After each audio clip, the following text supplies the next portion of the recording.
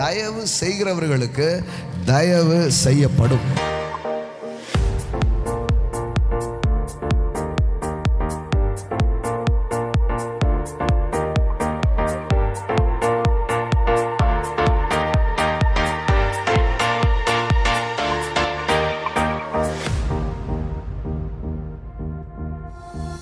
அதற்கு போவாஸ் பிரதியுத்தரமாக, உன் புருஷன் மரணம் அடைந்த பின்பு நீ உன் மாமியாருக்காக செய்ததும், நீ உன் தகப்பனையும் உன் தாயையும் உன் ஜென்ம தேசத்தையும் விட்டு முன்னே அறியாத ஜனங்களிடத்தில் வந்ததையும் எல்லாம் எனக்கு விவரமாய் தெரிவிக்கப்பட்டது.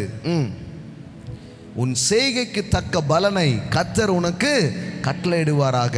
இஸ்ரவேலின் தேவனாகிய கர்த்தருடைய செட்டைகளின் கீழ் அடைக்கலமாய் வந்த உனக்கு அவராலே நிறைவான பலன் கிடைப்பதாக.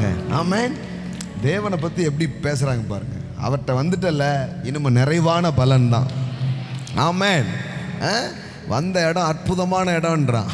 அடுத்தது பாருங்க, அதற்கு அவள், என் ஆண்டவரே, உம்முடைய கண்களில் எனக்கு தயவு கிடைக்க வேண்டும். நான் உம்முடைய வேலைக்காரரின் ஒருத்திக்கும் சமமாய் இராவிட்டாலும் நீர் எனக்கு ஆறுதல் சொல்லி உம்முடைய அடியாளோடு பச்சமாய் பேசினேரே என்றான். பாருங்க, போவாஸ் ஒரு பெரிய தயவை யாருக்கு காட்டிகிட்டு இருக்கிறான்? ரூத்துக்கு காட்டிகிட்டு இருக்கிறான். நெக்ஸ்ட், பின்னும் போவாஸ் சாப்பிட்டு வேலையில் அவளை பார்த்து அவளுக்கு இன்னும் ஃபேவர் என்ன ஆகுது? இன்க்ரீஸ் ஆகுது. நான் சொல்கிறேன், தயவு செய்கிறவர்களுக்கு தயவு செய்யப்படும். ஆமென். How to unlock the favour? எப்படி இந்த தயவு நம்ம வாழ்க்கையில் வேலை செய்யுது? First I tell you, the presence of God is unlock the favour. ஆமென். தேவனுடைய பிரசன்னம் உங்கள் வாழ்க்கையில் தயவு என்ன பண்ண ஆரம்பிக்குது? இன்க்ரீஸ் பண்ண ஆரம்பிக்குது. இங்கே பார்த்தீங்கன்னா, தன்னை விட பலவீனமான அல்லது தன்னை விட உதவியற்ற நிலையில் இருக்கிற யாரோ ஒருத்தருக்கு இவள் செய்யக்கூடிய ஒரு காரியம் பின்னாளில் இவளுக்கு ஒரு நல்ல எதிர்காலம் அமைவதற்கு காரணமாய் மாறுகிறது. ஆமென். எல்லாம் சொல்லுங்க, தயவு செய்கிறவர்களுக்கு தயவு செய்யப்படும்.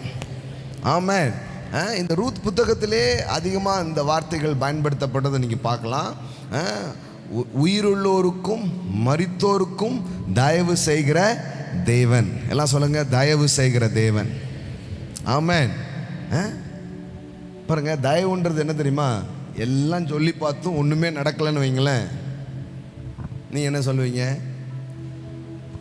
கத்தி பார்ப்போம், மிரட்டி பார்ப்போம், சட்டம் பேசி பார்ப்போம், சத்தமாக பேசி பார்ப்போம், எல்லாம் பண்ணிவிட்டு கடைசியில் தயவு செய்து, இதை முதல்ல சொல்ல வேண்டியது தானே? அப்படின்னா என்ன? எல்லாம் பண்ணி பார்த்து நடக்கலைன்னா தயவுனால அது நடக்கும். ஆமென்.